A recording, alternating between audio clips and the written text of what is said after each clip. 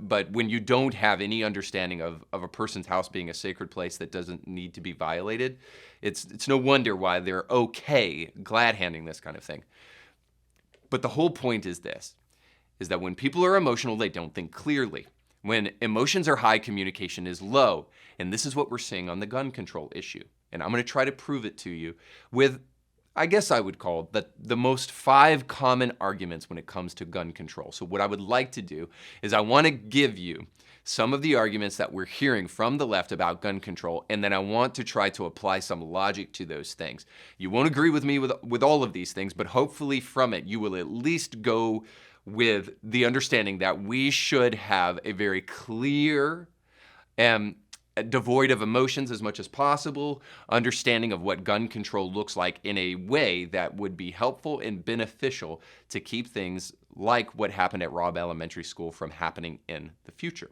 So I want to show you the very first clip here.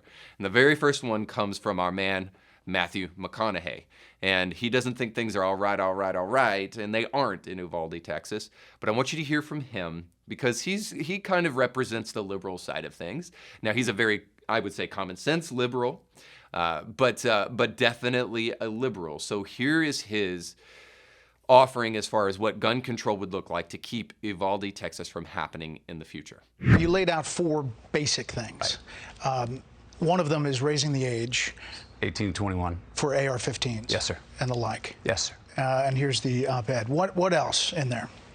Oh, well, we talk about background, we talk about red flag, and I also, a waiting period, just to call it a pause after purchase, I think could be a good idea. I know it's going to be a tough one to push across, but I just know of so many, it's true that so many of the people that don't need a gun in their hands are committing crimes of passion, and that sometimes a pause, hey, get your mind off it. Let your intentions be intercepted by something else over a period of time could stop quite a few of these kind of crimes. It polls very well, but when you hear Republicans and they push back on some of the specifics, right, concerns about red flag laws, or concerns about that laws currently are not being enforced, right, what do you say to them?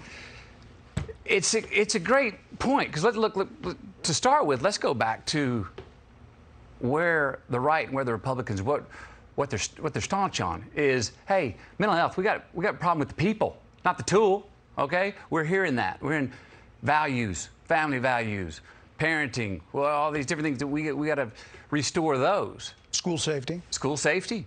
You know, all these things make sense. That's the root of the problem, is the mentally ill people that are committing the crimes. We fix people, we're probably not having this conversation, and we're not up here for the reason we're up here. We're not gonna fix people. That's gonna be a lifetime job after we're here and after we're gone for our kids and their kids after. I do think there's some things we can do to keep the guns out of the bad guys' hands. What he just said there, I think, is really telling, because this is the one thing that we don't really get often in the debate.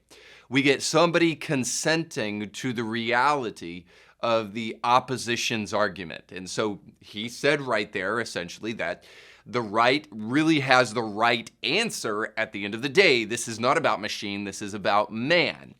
But then he goes on to give a couple of prescriptions. Now, I already know what people are going to say when I talk about his prescriptions, because they're going to say what Matthew already said. This is the way we're kind of engineered to think, I think, on these things, is we'll say, well, some prescription is better than no prescription, or how come you don't offer your own prescription here? You're just going to critique what he says.